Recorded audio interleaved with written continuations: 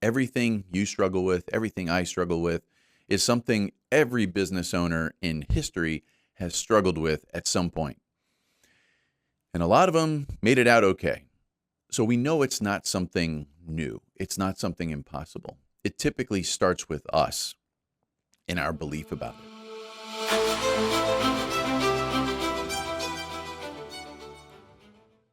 Hello, and welcome to another episode of the Physician Growth Accelerator, a show where we break down your private medical practice vitals into systems, give you the tools to diagnose root cause of what may be restricting your growth, and most importantly, prescribe what to do about it.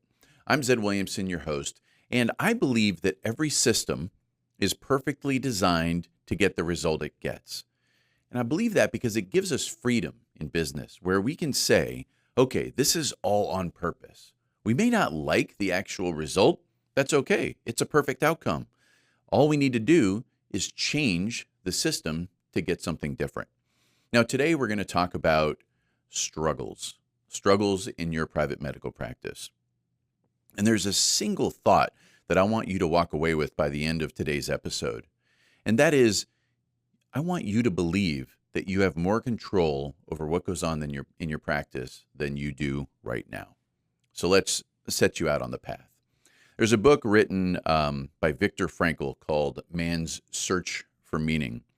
And in that book, there's a general thesis, an overarching idea that talks about that our freedom as humans is in the space between stimulus and response, meaning we are in control of that. And there's a lot of books on leadership and business that pulls from that concept, and it's in the frameworks. But the general idea is that our freedom exists in how we respond to stimulus. And one of those concepts is being proactive. Now, when I say proactive, that doesn't mean let me think ahead and do things that are on my to-do list. That's not the definition of proactive in this sense. It's the opposite of reactive. So reactive means we use victim language, and victim language doesn't help us out. So I want you to think about your medical practice. Maybe you wake up early and you think to yourself, man, I've got a day, I'm just grinding all day long, seeing patients, and you're putting your head down and getting it done. And there's problems, right? There's maybe some in-office drama. Maybe you're seeing that there's a reduction in insurance reimbursement, and you feel like you don't have any control over that. Maybe you just get this up and down, different number of new patients coming from referrals, and you feel like you don't have control over that. Or you're getting referrals, but they're not the right type of patients. Maybe you're dealing with turnover, where you have employees and maybe you're struggling with them a little bit, and you're worried about getting rid of them because you're not sure about how to get new ones, but then they leave and you're freaking out because now you have to replace the human. All these things are normal struggles in business. It can feel like it has more weight in the medical profession because really generating revenue is on your shoulders. And what we talk about on this episode or on this show is the importance of building a strong medical business. We are going to assume that the clinical aspect is always number one, and that we're treating patients the best way possible and bringing the best care to patients in need. But the only way you can do that is if you have a strong business. You have to build a moat around your private practice if you want to stay independent so that you can stay in control. So I want you to think about all those struggles. And I'm guessing that one or two or all of those things are on your mind, and maybe even more that I haven't said. So what happens is our brain is built, unfortunately, for negativity bias. Means we look for the negative, and we can start using victim language. Like I mentioned earlier, victim language is simply things that are absolutes, like, that's just the way I am, or I have to do this, or I can't think of a better way to do things. And this language becomes habit for ourselves. And it makes sense, right? You're busy, you're waking up early, you're getting thrown little fires to put out. Maybe you hire people to try to take care of it, so you try to ignore it, but it just keeps piling up.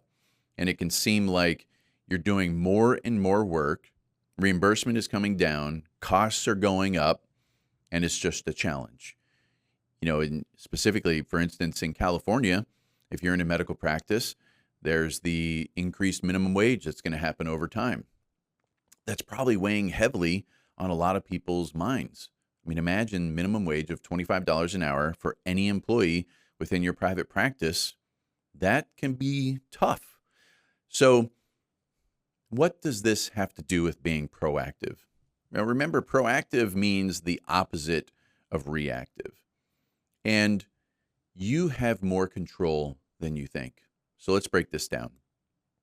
Reactive means something happens and you feel like almost like it's an attack and you can't help what you do. Proactive is the opposite of that. You can control how you respond to things. And it's not about ignoring emotion. It's not about, wait, let me try to control my response. It's about understanding what your beliefs are. And this is when it's a good time for us to ask ourselves why, where we can say, okay, why do I believe that I have to do this? Why do I believe that this is the only way for me? Because here's the thing. In business, everything you struggle with, everything I struggle with, is something every business owner in history has struggled with at some point. And a lot of them made it out okay. So we know it's not something new. It's not something impossible. It typically starts with us and our belief about it. So when it comes to referrals, maybe you believe that there's no way for you to affect the type of referrals that come into your office, or that there's no way for you to generate new patients that are the ideal patient for your practice without the use of referrals. So ask yourself, why do you believe that? And a proactive mindset is one that starts with, I will figure out different ways. This is in my control. The way I respond is in my control. And there's true freedom in that concept. And so when we think about beliefs and how those beliefs trigger what our responses are, a way that I play a trick on myself is anytime I catch myself believing something that maybe puts me in that victim mindset where I'm thinking like, oh man, I have to do this and I can't, or this is going to, I can't believe this is the way, all that stuff that's not very helpful. So I like to catch myself when I'm doing it. And then I'm going to ask a question. So imagine you're a fan of sports and there's a football game between two teams and you are a serious fan of one of the teams and that team wins. What happens? You're happy, right? And what about a fan of the other team? They're sad. Okay, so let's dive into that a little bit. You're happy, they're sad, it's just an event. The event is unbiased, right? Two teams played, one had a higher score than the other. You were happy, they were sad. So it shows you that your emotional response is specifically tied to your belief about what that event meant. Some person in Alaska, they don't care. So if they don't care, one person's sad, one person's happy from an unbiased event, it's in your control. And that's the same with business. When you think about those patients and when you say to yourself, we're not getting enough patients, referrals aren't sending enough, you put yourself in a bad spot because you're talking yourself into believing that that is the only way, as opposed to stepping back and thinking about, are there other ways for me to get patients into my practice that are ideal for who we are?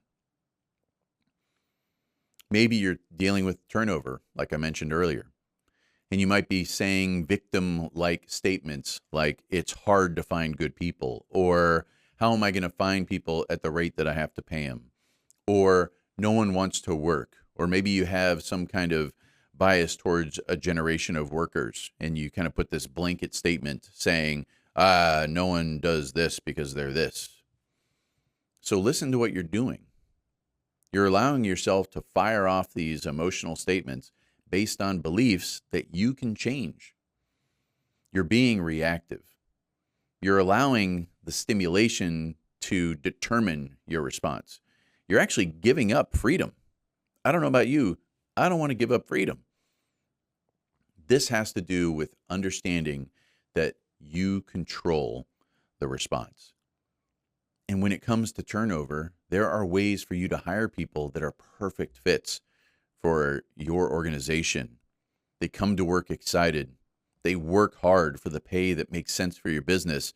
They go home and they're excited about the next day of work. They bring something extra to the office.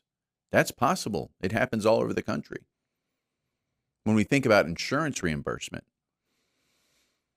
maybe there's a thought that I can't control how much an insurance company pays us. That might be the case, but what are you doing about purposely designing your appointment schedule? Meaning making sure that your schedule is full of the most ideal patients for your practice. And you'll hear me say ideal patient. What do I mean? I mean patients that, number one, they're dealing with something that you can fix. Number two, you love fixing that thing. Number three, it's healthy for your business from a reimbursement standpoint. If you take control of those things, now you're not as concerned about what's happening with insurance and reimbursements because you are in control. Our brain likes to let us off the hook. Our brain wants us to think that we're comfortable. And so it gets us to be lazy and say things like, I have to. I can't figure this out. I can't get the right patients. I can't get the right employees. And when we start going down that path, we're handing freedom away. We're saying, I'm a victim and I'm like in a sailboat with no keel and here I am. I don't know about you. I'm not really fond of that concept. You have the choice. You have the freedom of that gap between stimulus and response that Viktor Frankl talks about. And you can take control of your practice. So when you think about your practice, whatever you're unhappy with right now, I want you to own it. I want you to say, I am purposely creating this outcome.